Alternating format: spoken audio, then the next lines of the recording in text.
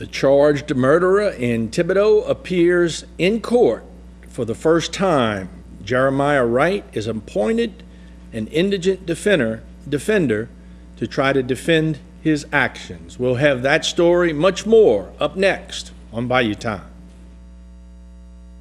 Deep in the heart of the bayou, we are gathered here tonight. Now it's time for action, 'cause our lives are on the line. Tonight we'll do our very best to break through all the bureaucratic mess. The time has come tonight, 'cause it's Bayou time. Show what Louisiana's all about.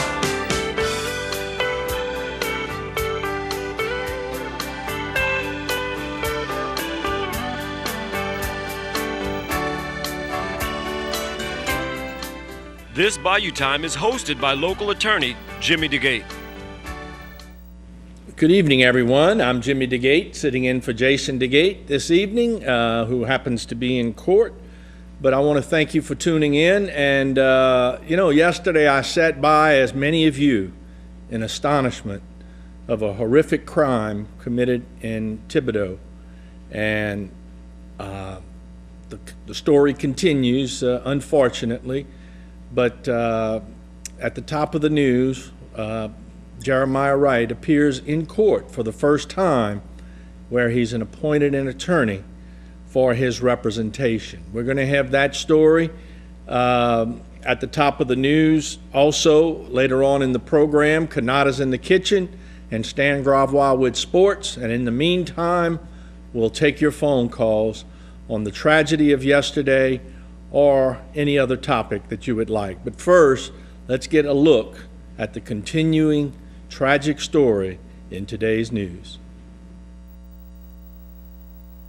Tuesday morning, the man accused of killing his 7-year-old son appears in Lafourche Parish courtroom for the first time. 30-year-old Jeremiah Wright appeared in court for a magistrate hearing. During the hearing, the court appointed Carrie Cecilia, director of the Capital Defense Project of Southeast Louisiana. Cecilia is known for representing defendants who may face the death penalty. It is still too early to know if the district attorney's office will seek the death penalty in this case. Meanwhile, a makeshift memorial has been set up at the home of Jory Leeret.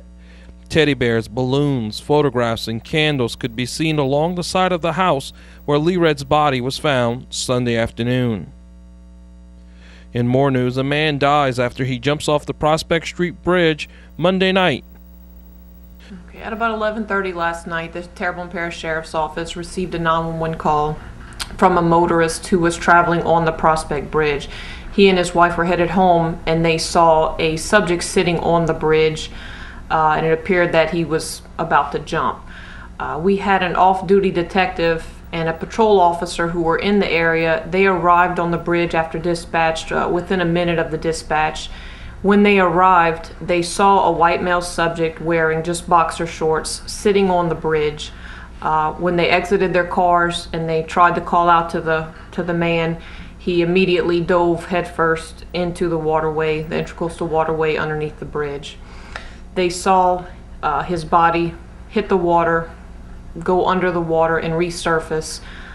They then drove under the bridge to an area where they could try to make contact on the land part by the waterway, and couldn't see him. They immediately dispatched our Water Patrol Rescue Division. We received some assistance also from the Houma Police Department's Water Patrol Division and the Village East Fire Department.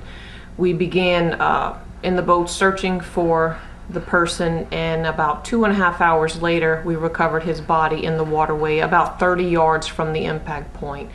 He was identified as a subject, a 51-year-old subject, Kendall Sheremy, from the Village East area.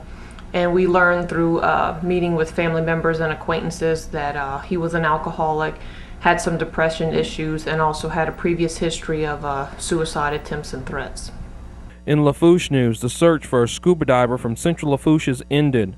Officials have ended the search for 27-year-old Blake Terry from Lockport, who has been missing since Saturday night. Blake was spearfishing with friends 75 miles south of Southwest Pass when he did not resurface. Officials say the call came in around 10 p.m. Saturday night and immediately dispatched resources. And in education news, Nicholls State University celebrates the rededication of Peltier Auditorium.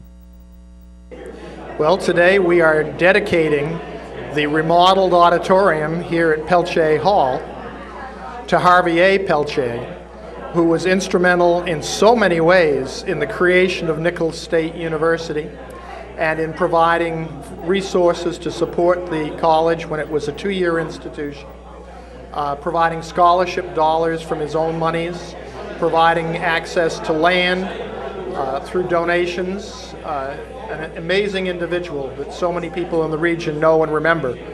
He was extraordinary in his support of this institution, and it's absolutely a perfect action to take in renaming this auditorium so that it recognizes this fine individual.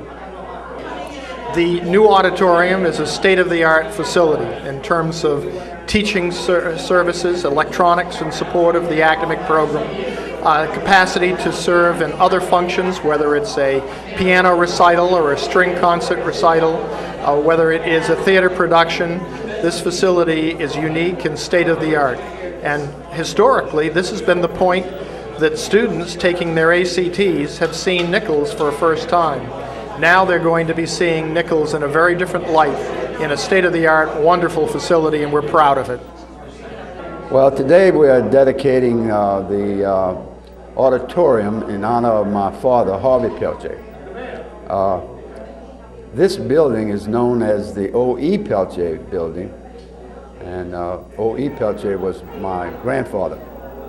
But actually, the powers that be wanted to name this building after my father, but he was living, so they couldn't do that, and so they decided to name it the O.E. Peltier building. And so today, my father is finally getting his due by having this auditorium, this beautiful auditorium, named after him. And I know he would be very pleased.